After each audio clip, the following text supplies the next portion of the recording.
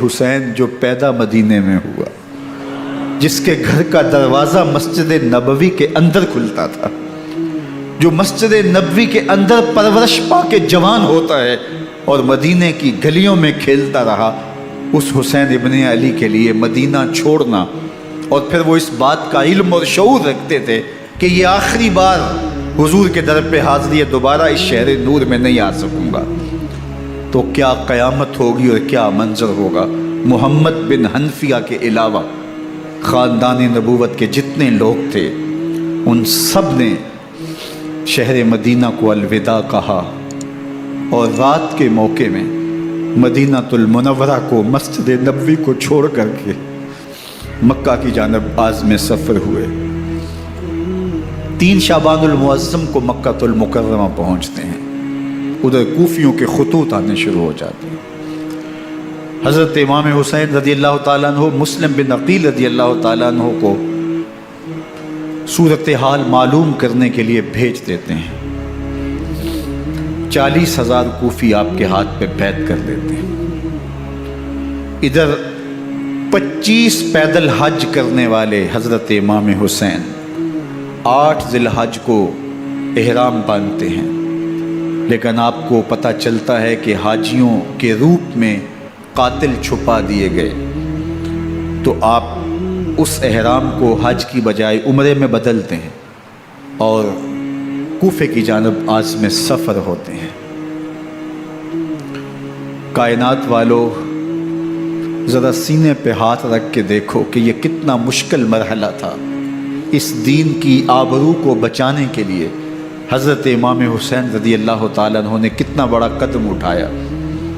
آپ کے بہی خواہ، دوست، احباب عبداللہ بن عمر یہ سارے روکتے ہیں، عبداللہ بن عباس کہتے ہیں حضرت نہ جائیے، الکوفی لا یوفی، کوفی کبھی وفا نہیں کرتے، آپ کے والد کو وہاں شہید کیا گیا، لیکن آپ ایک فرض کو نبھانے جا رہے ہیں۔ میرے غم گسارو، میرے مہربانوں، نہ روکو مجھ کو جانے دو، مجھے نانے کے دی کی ڈوبتی کشتی بچانے دو، میں جاتا ہوں کہ دنیا پر وفا کا نام رہ جائے، میں رہوں نہ رہوں پر عظمت اسلام رہ جائے۔ میں نہیں جاتا تو نبی کے گھر کی آن جاتی ہے، میں نہیں جاتا تو نبی کے گھر کی آن جاتی ہے، تمہارا دین جاتا ہے، میری غیرت ایمان جاتی ہے۔ حضرت امام حسین یہاں سے چلتے ہیں، ابھی راستے میں ہی پہنچتے ہیں کہ یہ خبر آتی ہے کہ کوفے والوں نے بے وفائی کر دی، حضرت مسلم بن عقیل رضی اللہ تعالیٰ عنہ کو شہید کر دیا گیا، نعمان بن بشیر معزول کر دیے گئے، ابن مرجانہ ابن زیاد وہاں متعین کر دیا گیا جو سخت گیر شخص تھا، اور اس نے لوگوں کو ڈرایا، دھمکایا، اور کوفے کے لوگوں کے دل بدل گئے اور وہ بیتیں توڑنے لگے۔ وہ منظر مسجد کوفہ کا کتنا دل گداز تھا، جب امام نماز کے لیے کھڑے ہوئے تو 40,000 لوگ آپ کے پیچھے تھا۔ جب سلام پھیرا اور امام نے دیکھا کہ پیچھے لوگ نہیں ہیں، پھر لوگوں نے اپنے دروازے بھی بند کر لیے۔ رات کی تنہائیاں ہیں اور حضرت مسلم بن عقیل کو کوئی پناہ دینے والا نہیں، لوگوں نے دروازے بند کر لیے کہ کہیں ہمارے گھر میں نہ آ جائیں اور ہم مشقت اور حکومتی تشدد کا شکار نہ ہوں۔ کتنا دردناک لمحہ ہے حضرت مسلم بن عقیل رضی اللہ تعالیٰ عنہ پہ، اور پھر حضرت مسلم بن عقیل بے دردی سے شہید کر دیے جاتے ہیں۔ آپ ابھی راستے میں ہیں، یہ ساری کہانی پہنچتی ہے کہ حضرت مسلم شہید کر دیے گئے اور بے دردی سے شہید کر دیے گئے۔ وہ جنہوں نے خط لکھے تھے کہ ہم آپ کے ساتھ ہیں اور ہم منتظر ہیں، چشم برا ہیں، آپ کے قدموں کی چاپ سننے کے لیے بےتاب ہیں، آج انہوں نے بیتیں توڑ دی، 40,000 کوفی منحرف ہو گئے۔ مسجد کوفہ کا وہ منظر کس قدر روح کو تڑپا دینے والا تھا۔ ہم پچھلے سال عصر اور مغرب کے درمیان جب کوفہ پہنچے تو سورج ڈوبنے کے قریب تھا۔ میں نے اپنی زندگی میں اتنا اداس موسم کہیں نہیں دیکھا جتنا اداس موسم کوفے میں دیکھا، ایسے لگتا تھا جس طرح کوفے کی آب و ہوا آج بھی شرمندہ ہے۔ جو مسلم بن عقیل اور خاندان نبوت کے ساتھ اہل کوفہ نے کیا، حضرت امام حسین رضی اللہ تعالیٰ عنہ کو ان کے بہی خواہوں نے، اعزاء نے، اقربا نے، دوستوں نے، آوان و انصار نے، ساتھیوں نے کہا کہ حضرت حالات یکسر تبدیل ہو گئے، اب ہمیں مراجعت کر جانی چاہیے، واپس پلٹ جانا چاہیے۔ تو حضرت امام حسین کافی سوچ بچار میں رہے، پھر اس کے بعد آپ نے فیصلہ کیا کہ ہم آگے بڑھیں گے۔ دوستوں نے کہا کہ حضرت اگر آپ آگے بڑھیں گے تو ہمیں لگتا ہے کہ وہ آپ کے ساتھ سلوک اچھا نہیں کریں گے اور آپ بچوں کے سامنے پیاسے شہید کر دیے جائیں گے۔ تو حضرت امام حسین رضی اللہ تعالیٰ عنہ نے وہاں ایک خطبہ ارشاد فرمایا کہ لوگوں تم جو مجھے بتا رہے ہو مجھے اچھی طرح معلوم ہے، جو تم مجھے منظر پیش کر رہے ہو وہ میری نگاہوں میں ہے، اور جو کچھ ہونے والا ہے چشم تصور وہ منظر دیکھ رہی ہے۔ چونکہ حضرت امام حسین رضی اللہ تعالیٰ عنہ کی شہادت کی خبر حضرت امام حسین کے پیدا ہوتے ہی خاندان نبوت میں عام تھی۔ حضور علیہ الصلوۃ والسلام کو یہ بات جبریل امین نے آ کے بتائی تھی جب حسین ابن علی کے ساتھ حضور محبت کا اظہار کر رہے تھے، تو یہ جبریل امین نے آ کے کہا تھا حضور آپ کا یہ بیٹا ارض طف میں شہید کر دیا جائے گا، اور کربلا کی مٹی لا کے حضور کو دی اور ام سلمہ کو حضور نے عطا کر دی۔ حضرت ام سلمہ کہتی ہیں کہ ایک دن میں سوئی تو خواب دیکھا کہ حضور کے مبارک بال بکھرے ہوئے ہیں اور سخت پریشان ہیں، تو میں نے کہا کہ حضور آپ کی یہ کیا حالت ہے؟ وَبِيَدِهِ قَارُورَةٌ، اور حضور کے ہاتھ میں ایک شیشی ہے، فِيهَا دَمٌ، جس کے اندر خون ہے۔ تو میں نے کہا حضور یہ کیا؟ فرمایا میں قتل گاہ حسین سے آ رہا ہوں اور یہ حسین ابن علی کا خون ہے۔ تو کہا 10 محرم کا دن تھا، دوپہر کا یہ منظر تھا، میں کیلولہ کر کے اٹھی، جب میں نے دیکھا تو وہ شیشی جس میں کربلا کی مٹی رکھی تھی وہ خون بن چکی تھی۔ تو یہ خبر پہلے دی گئی تھی، یہ بتا دیا گیا تھا۔ فرمایا میرے دوستو جو تم مجھے بتاتے ہو میں اس سے بے خبر نہیں ہوں، یہ سب کچھ ہونے والا ہے، لیکن اس کے باوجود میں کیوں جا رہا ہوں؟ تو آپ کا ایک تاریخ ساز جملہ ہے جو کربلا کے فلسفے کو ہمارے سامنے رکھتا ہے کہ یہ اتنا بڑا امتحان کیوں دیا۔ حضرت امام حسین رضی اللہ تعالیٰ عنہ نے فرمایا وَلَكُمْ فِي أُسْوَةٌ، میں اس لیے جا رہا ہوں قیامت تک ظلم، جبر اور ناانصافی کے خلاف کھڑے ہونے والوں کے لیے کوئی نمونہ تو ہو۔ میری زندگی قیامت تک ظلم، جبر اور استحصالی نظام کے خلاف کھڑے ہونے والوں کے لیے نمونہ ہے۔ تو حضرت امام حسین رضی اللہ تعالیٰ عنہ نے حق اور باطل کے درمیان ایک سرخ لکیر کھینچ دی اپنے خون سے۔ اب حق اور باطل کا امتیاز کرنا مشکل نہیں ہے، کوئی باطل پہ اڑا رہے تو الگ بات ہے، لیکن امتیاز کرنا مشکل نہیں ہے۔ حدود بالکل واضح کر دی۔ اقبال نے یہاں کتنی خوبصورتی کے ساتھ اس مضمون کو نبھایا۔ سرخ رو عشق غیور از خون او، شوخی این مصرع از مضمون او، تا قیامت قطع استبداد کر، موج خون او چمن ایجاد کر۔ ایک جہاں آباد کر دیا، حق اور باطل کی راہیں اجال دی۔ اب لوگوں کو یزید کا چہرہ پہچاننے میں دیر نہیں لگتی، وقت کے ہر یزید کا چہرہ آسانی سے پہچانا جا سکتا ہے۔ یہ معرفت زمانے کو کروائی کس نے؟ حسین ابن علی نے کروائی رضی اللہ تعالی عنہ۔ تو حضرت امام حسین نے فرمایا کہ جو میرے ساتھ ہونے والا ہے میں اچھی طرح جانتا ہوں، لیکن میں اس کے باوجود آگے بڑھوں گا۔ پھر بڑھے اور کربلا میں جا کے خیمہ زن ہو گئے۔ 7 محرم کو پانی بند کر دیا گیا۔ پانی بند ہوا تو کھانا بھی میسر نہیں تھا، لیکن ذکر پانی کا ہوتا ہے اس لیے کہ کھانے کے بغیر انسان کئی دن کاٹ لیتا ہے، لیکن پانی کے بغیر گزر نہیں ہوتی۔ تو فرات کی نہر سامنے اپنی موجوں کے ساتھ چمک رہی ہے، لیکن ایک قطرہ آب بھی آل رسول کو نہیں دیا جا رہا۔ کائنات کے اندر ایسے انوکھے امتحان بھی ہوتے ہیں۔ وارث ہوں ساقی کوثر کے، مالک ہوں حوض کوثر کے، اور بیٹے ہوں ساقی کوثر کے، اور آج ایک بوند پانی کی بھی میسر نہ ہو۔ صبر کا امتحان ہے، عزیمت کا امتحان ہے۔ حضرت امام حسین رضی اللہ تعالیٰ عنہ خیمہ زن ہو گئے۔ 3 دن تک پانی بند رہتا ہے۔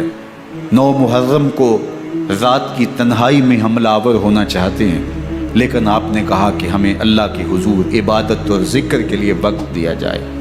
ساری رات ذکر میں گزرتی ہے، عبادات میں گزرتی ہے۔ رات کے اندھیرے میں آپ چراغ بجھا دیتے ہیں۔ آوان و انصار کو کہتے ہیں کہ ان کی دشمنی میرے ساتھ ہے، انہیں میرا خون چاہیے، اگر تم رات کی تاریکی میں نکل جاؤ تو میں تم سے کوئی مواخذہ نہیں کروں گا، اور یہ بھی تمہارا پیچھا نہیں کریں گے، اس لیے کہ ان کا مطلوب تم نہیں ہو، ان کا مطلوب میں ہوں۔ جب چراغ جلایا تو کوئی بھی نہیں گیا۔ مسلم بن نوسجہ کھڑے ہو کے کہتے ہیں حضرت اگر ہمارے بدن کو 70 بار کاٹا جائے اور جلایا جائے اور ہواؤں میں اڑا دیا جائے پھر بھی آپ کا ساتھ نہیں چھوڑیں گے۔ 70 سال کے بوڑھے ہیں حبیب بن مظاہر، کہتے ہیں حضرت آپ کو چھوڑ کے جائیں کہاں، آپ کو چھوڑ کے جائیں کہاں؟ کوئی ساتھ چھوڑنے کے لیے تیار نہیں ہے۔ پیاس ہے، سخت گرمی ہے، کربلا کا ماحول ہے، 72 افراد اور خاندان کی خواتین میدان کربلا میں خیمہ زن ہیں۔ دوسری طرف لشکر اعداء اشقیا 22,000 کی تعداد میں مقابلے میں، ایک روایت 30,000 کی ہے۔ ان صرف 72 پیاسے لوگوں کے لیے اتنے لوگوں کو جمع کرنے کا مقصد خوف زدہ کرنا تھا۔ شرط ہے کہ یزید کی بیعت کر لیں، محاصرے توڑ دیں گے، پانی دستیاب ہوگا، اعزاز و اکرام سے نوازا جائے گا، خزانوں کے منہ کھول دیے جائیں گے۔ لیکن حسین ابن علی کہتے تھے سب کچھ لٹ جائے گا، باطل کے ہاتھ پہ ہاتھ نہیں رکھوں گا۔ اللہ اکبر۔ اب صبح طلوع ہوتی ہے، عاشور کا دن چڑھتا ہے، سورج اپنی پوری تمازت کے ساتھ گرمی برسا رہا ہے۔ آج خاندان نبوت کا امتحان زمانے نے دیکھنا ہے۔ رسول اللہ کا لعاب چوسنے والا اس کے صبر کا آج امتحان ہے۔ حضور کے کندھوں پہ کھیلنے والے حسین کا آج امتحان ہے۔ اللہ اکبر۔ حسین ابن علی تمام حجت کرتے ہیں میں نے تمہارا کچھ نہیں بگاڑا، میں نے کسی کا خون نہیں کیا، میں نے کوئی زیادتی نہیں کی، تم کیوں میرے قتل کے در پہ ہو؟ تم جانتے نہیں میں کون ہوں؟ میں تمہارے نبی کا نواسا ہوں، رسول اللہ صلی اللہ علیہ وآلہ وسلم کے کندھوں پہ کھیلتا رہا ہوں، حضور کا لعاب چوستا رہا ہوں، اور میں بوسہ گاہ رسول صلی اللہ علیہ وآلہ وسلم ہوں۔ لیکن ان اشقیاء کے دل پر کوئی چیز اثر انداز نہیں ہوتی۔ ایک ہور ہے، اللہ اس کے دل میں نرمی ڈالتا ہے۔ پہلے تو امام حسین کو گھیر کے لے کر کے آتا ہے، لیکن بعد میں وہ قافلہ یزید سے قافلہ حسین کی طرف آ جاتا ہے۔ امام حسین فرماتے تو دنیا میں بھی ہور ہے، آخرت میں بھی ہور ہے، آزادی مل جاتی ہے۔ باقی 22,000 کا لشکر جرار امام حسین کے قتل کے در پائے ہے۔ پھر تاریخ نے خاندان نبوت کا وہ انوکھا امتحان دیکھا۔ حضرت امام حسین کے بچے بالخصوص خواتین پیاس کی شدت میں حلق خشک ہیں۔ حضرت سکینہ تڑپ کے اپنے باپ سے کہتی ہیں کہ مجھے 6 ماہ کے لیے اصغر کی پیاس نہیں دیکھی جا رہی۔ بچے کو ہاتھوں پہ اٹھاتے ہیں اور نہر فرات کے کنارے پہنچ کے فرماتے ہیں اشقیاء سے مخاطب ہو کے تمہارا معاملہ میرے ساتھ ہے، اس 6 ماہ کے بچے نے تمہارا کچھ نہیں بگاڑا، اور چلو بھر کے اس کا حلق سیراب کرنا چاہتے ہیں۔ ایک 2 شاخہ تیر آتا ہے جو حضرت علی اصغر کے گلے کو چیر دیتا ہے۔ راوی لکھتے ہیں کہ وہ عام تیر نہیں تھا، جانوروں کو شکار کرنے کے لیے جو بڑے تیر ہوتے ہیں وہ 2 شاخہ تیر تھا۔ وہ گردن کو کاٹ دیتا ہے، خون بہنے لگتا ہے، گردن لٹک جاتی ہے۔ حضرت امام حسین وہ بہتا ہوا خون اپنے چلو میں لیتے ہیں اور آسمان کی طرف اچھال کے کہتے ہیں مالک حسین کی یہ قربانی بھی قبول۔ یہ تماشا لب بام نہیں ہے۔ بچہ بیمار ہو، ڈاکٹر جواب دے دیں، ماں باپ کے ہاتھ پھول جاتے ہیں، زندگی کی سانسیں ابھی چل رہی ہوتی ہیں، لیکن ڈاکٹر کہے کہ یہ میرے بس کا روگ نہیں ہے، کہیں اور لے جاؤ، تو زندگی کا لف و نشر غیر مرتب ہو جاتا ہے۔ میں سلام پیش نہ کروں حسین ابن علی کو، 6 ماہ کا علی اصغر ہاتھوں میں دم توڑتا ہے، گردن لٹک جاتی ہے، خون بہہ رہا ہے، اب خیموں کی طرف بڑھ رہے ہیں، لیکن زبان پہ شکایت نہیں ہے، کہتے ہیں مالک حسین کی یہ قربانی قبول کر لے۔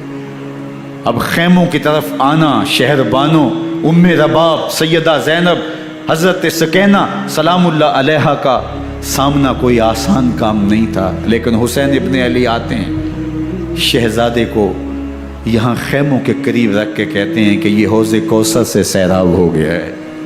اللہ اکبر، کوہرام مچ جاتا ہے خیموں کے اندر، کیا منظر ہوگا اور ان کو کن الفاظ کے پیرائے میں ڈھال کر کے ان کیفیات کو بیان کیا جا سکتا ہے جو اہل بیت کے خیموں کے اندر علی اصغر کی شہادت کے بعد کا منظر رقم ہو رہا ہوگا۔ اللہ اکبر، ادھر اشکیا آوازیں دے رہے ہیں، مبارزت کے لیے پکار رہے ہیں۔ زمانے نے پھر وہ منظر بھی دیکھا کہ جوان بیٹے کو 18 سال کی کمائی حضرت امام حسین میدان عمل میں بھیج رہے ہیں۔ وہ علی اکبر جو حسین کا نور نظر ہے، آنکھوں کا قرار ہے، دل کی تسکین ہے۔ اور پھر حضرت علی اکبر جب گھوڑے کی زین سے فرش زمین پہ گرتے ہیں تو باپ کو آواز دیتے ہیں، اور حضرت امام حسین جو ہے وہ آگے جا کے بیٹے کی لاش اٹھاتے ہیں۔ اللہ اکبر، 18 سال کے بیٹے کی لاش کو کندھوں پہ اٹھا کے خیموں تک لاتے ہیں اور ہاتھ پھیلا کے کہتے ہیں مالک حسین کی یہ قربانی بھی قبول فرما۔ کبھی قاسم بن حسن کی لاش اٹھا کے لاتے ہیں، کبھی اون و محمد کی لاشیں اٹھا کے لاتے ہیں، بتیجوں کی، بھانجوں کی، بھائی عباس کے کٹے ہوئے بازو اور زخموں سے چھدا ہوا لاشا۔ کیا کیا قیامتیں تھیں جو اس کربلا کے ایک میدان کے اندر نہیں توڑی گئیں۔ حضرت امام حسین پر دکھ پہ دکھ، تکلیفوں پہ تکلیفیں۔ اب 71 لاشیں اٹھا کے خیموں تک پہنچا چکے، اور ادھر مبارزت کی دعوت دی جا رہی، آؤ میدان عمل میں آؤ، اب دیر کیوں کر رہے ہو۔ رسول اللہ کا حرم، رسول اللہ کی شہزادیاں جو نازوں میں پلی تھی، وہ کلیاں جو شبنم کا بوجھ بھی گوارا نہیں کر سکتی تھی، آج مصیبتوں کے پہاڑ ٹوٹ گئے۔ حضرت امام حسین کبھی شہربانوں کو، کبھی ام رباب کو دلاسا دیتے ہیں، کبھی حضرت زینب کو کہتے ہیں۔ حضرت زینب کربلا کے اس میدان کے اندر بڑے حوصلے کے ساتھ اپنے بھائی کے ساتھ کھڑی رہی، اپنے 2 بیٹے راہ خدا میں پیش کیے، ان کی لاشیں وصول کی، لیکن زینب جس جرأت کے ساتھ، جس پامردی کے ساتھ اس سارے منظر کو حوصلے کے ساتھ سہتی رہی، وہ یقیناً حوصلہ سیدہ زینب سلام اللہ علیہا کا ہی ہے۔ لیکن یہ وہ منظر تھا کہ زینب کا دل بھی ڈول گیا جب حسین ابن علی گھوڑے پہ بیٹھنے لگے، اور ان کو گھوڑے میں بٹھانے والا کوئی نہیں تھا، اور جو بھی سوار جاتا پھر واپس اس کی لاش ہی آتی اور حسین ابن علی لے کے آتے۔ آج حسین ابن علی جا رہے ہیں، زندگی کا سارا سرمایہ لٹ رہا ہے، حضرت زینب سلام اللہ علیہا سنبھل نہیں رہی۔ حضرت امام رضی اللہ تعالیٰ عنہ اٹھے اور آپ نے حضرت زینب کو صبر کی تلقین کی اور کہا کہ صبر ہی بہترین ذریعہ ہے اور اللہ کی قربت کا ایک بہترین سبب ہے، اور ان کو صبر کی تلقین کرتے ہوئے فرمایا کہ میرے بعد تم نے اس ذمہ داری کو سنبھالنا ہے، اور ان مخدرات اسلام کی، ان شہزادیوں کے پردے کی تم نے حفاظت کرنی ہے۔ اور پھر گھوڑے کی زین کس کے امام حسین لشکر اشکیا کی طرف بڑھتے ہیں۔ اب خیموں سے سسکیوں کی آواز آ رہی ہے، ان کا سردار، ان کا تاجدار آج سب کو چھوڑ کے کربلا کے میدان کی طرف بڑھ رہا ہے۔ جرم کیا کیا، قصور کیا کیا، اس نے کیا زیادتی کی کہ آج نیزوں اور انیوں کے مقابلے میں 22,000 کا لشکر حضرت امام حسین پہ ٹوٹ پڑتا ہے۔ آپ پھر اتمام حجت کرتے ہیں، میں نے کسی کو قتل نہیں کیا، خون ناحق نہیں بہایا، میرے خون کے درپے کیوں ہو، اپنی آخرت کیوں برباد کرتے ہو، تم جانتے نہیں میں کون ہوں، میں تمہارے نبی کا نواسا ہوں۔ لیکن ابن زیاد کہتا ہے مقابلے میں آؤ۔ پھر حضرت امام حسین رضی اللہ تعالیٰ عنہ مقابلے میں آتے ہیں، اور جب گھوڑے کو ایڑ لگا کے دشمن اشقیاء پہ ٹوٹتے ہیں تو پھر ایسا منظر ہوتا ہے کہ وہ بھیڑ بکریوں کی طرح آگے بھاگتے ہیں۔ 71 زخم کلیجے پہ لیے شجاعت کا یہ پیکر جب میدان میں آتا ہے، آواز آتی ہے یہ کون ذی وقار ہے، بلا کا شاہ سوار ہے، لباس ہے پھٹا ہوا غبار سے اٹا ہوا، تمام جسم نازنی چدا ہوا کٹا ہوا، یہ نبی کا نور عین ہے، یہ بال یقین حسین ہے، یہ حسین ابن علی ہے رضی اللہ تعالیٰ عنہ۔ پھر چاند بادلوں میں گھر جاتا ہے، شامی ہنڈے تیر برساتے ہیں، تلواروں سے آپ کے بدن پر ضربیں لگاتے ہیں اور نیزوں سے آپ کے بدن کو پرو دیتے ہیں۔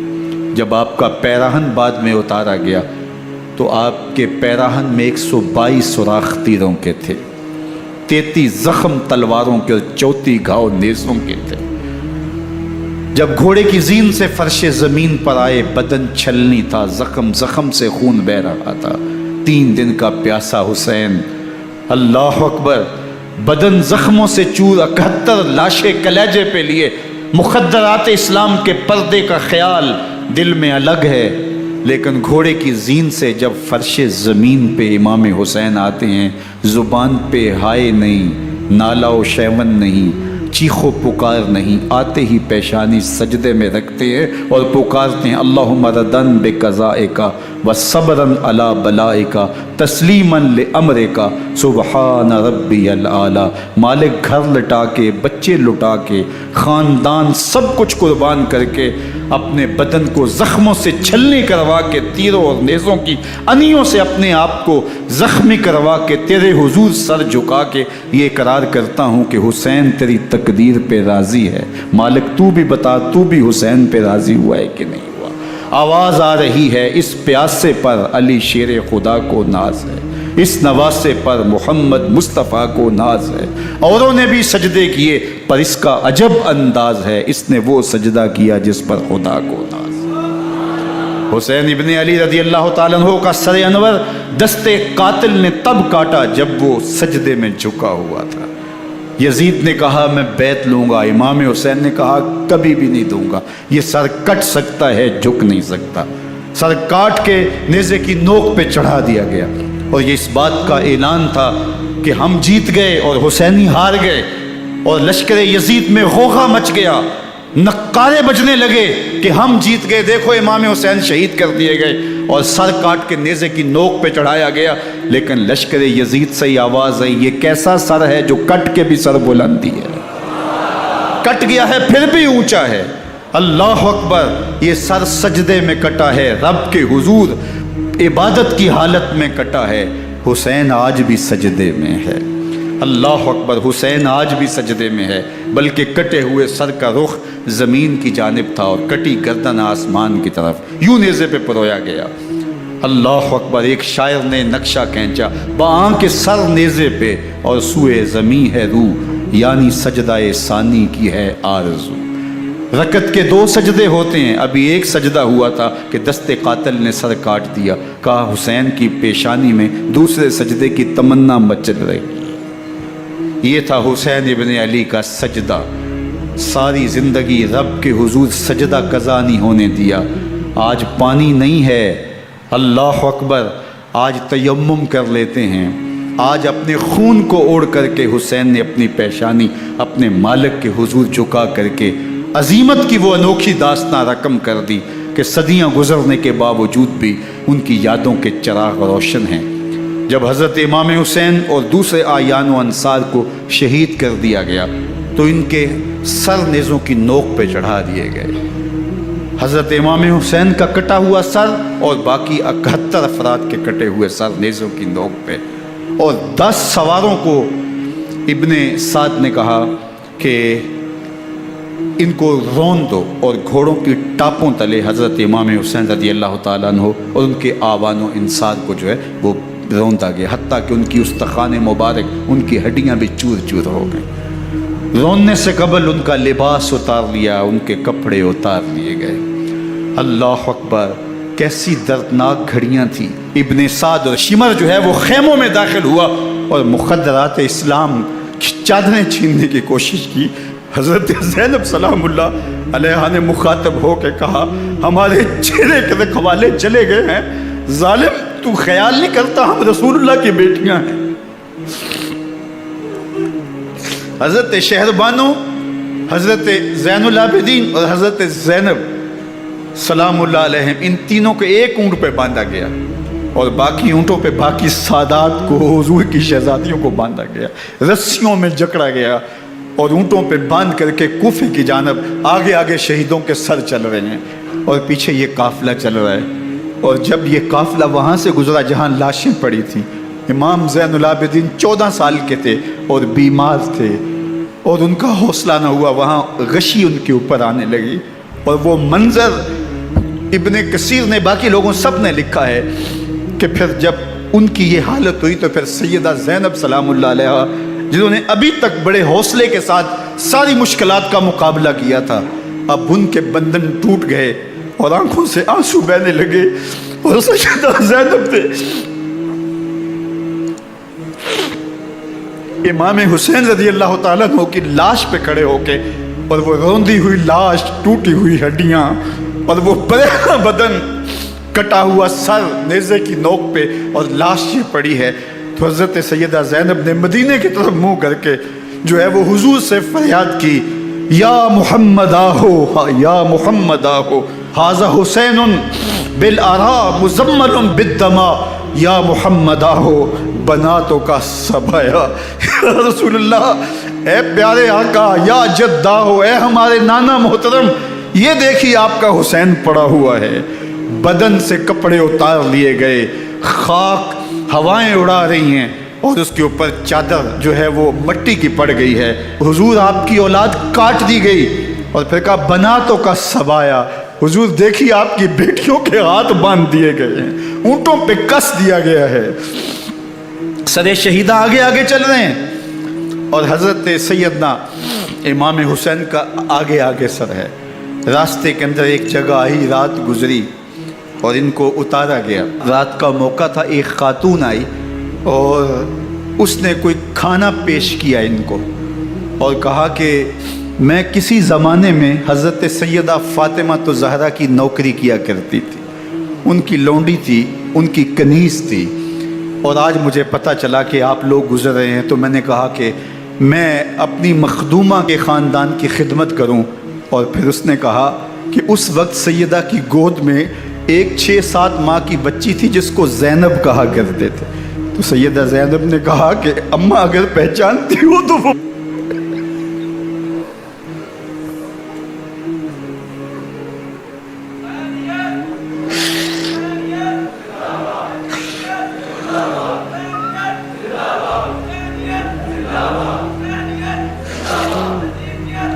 ये ताराज और लुटा हुआ कारवां फिर वहाँ से कूफे में कैसे पहुँचा, और कूफे के अंदर सैयदा ज़ैनब सलामुल्लाह अलैहा ने वो यजीद के दरबार में, इब्न ज़ियाद के दरबार में वो जुर्रत आमेज़ जो बातें कहीं, अल्लाह अकबर, ज़ैनब की ज़ुबान में अली की खिताबत बोल रही थी और फिर दुश्मन और दोस्त सारे रोने लगे और वो क्या दिल गदास मंजर थे।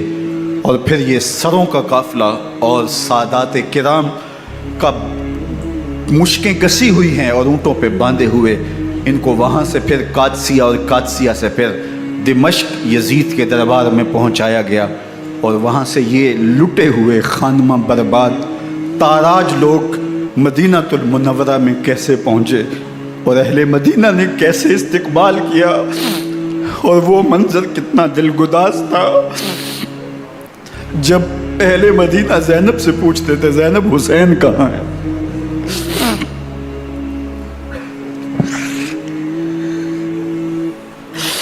बेमुरव्वत बेवफा, तेरा भी क्या अफसाना है, जिसने अपनी ही शमा को गुल किया तो वो परवाना है। अपने पैगंबर के शहजादों को और अपने पैगंबर की शहजादियों को जो दुख इस उम्मत ने दिए, ये कायनात की एक अनोखी दास्तां है। अल्लाह हमें उसवाए शब्बीरी पे अमल की तौफीक अता करे और उनके नकूश पाक की बरकतें दे। अहले बैत की मोहब्बत हमारी रूहों में जज्ब कर दे और जिस अजीमत के साथ, जिस हौसले के साथ उन्होंने दुखों को झीला, जो दहकती आग के शोलों पे सोया वो हुसैन, जो जवां बेटे की मैयत पर न रोया वो हुसैन, जिसने सब कुछ खो के कुछ न खोया वो हुसैन, मर्तबा इस्लाम का जिसने दोबाला कर दिया, खून ने जिसके दो आलम में उजाला कर दिया, جو کہ سوزے غم کو سانچے میں خوشی کے ڈھال کے مسکرایا موت کی آنکھوں میں آنکھیں ڈال کے۔ اے حسین ابن علی تم پر سلام، نازش آل نبی تم پر سلام۔ ذرا میرے ساتھ یہ پڑھ لیجئے، اے حسین ابن علی تم پر سلام، نازش آل نبی تم پر سلام، تم پہ لاکھوں رحمتیں لاکھوں سلام، اے شہیدان محبت کے امام، لالا گوں لالا بدن لالا کفن، اے چمن اندر چمن، زندگی ہی زندگی تیری حیات، اے حیات اندر حیات، افتخار ملت بیضا ہے تو، رب کعبہ کی قسم یکتا ہے تو۔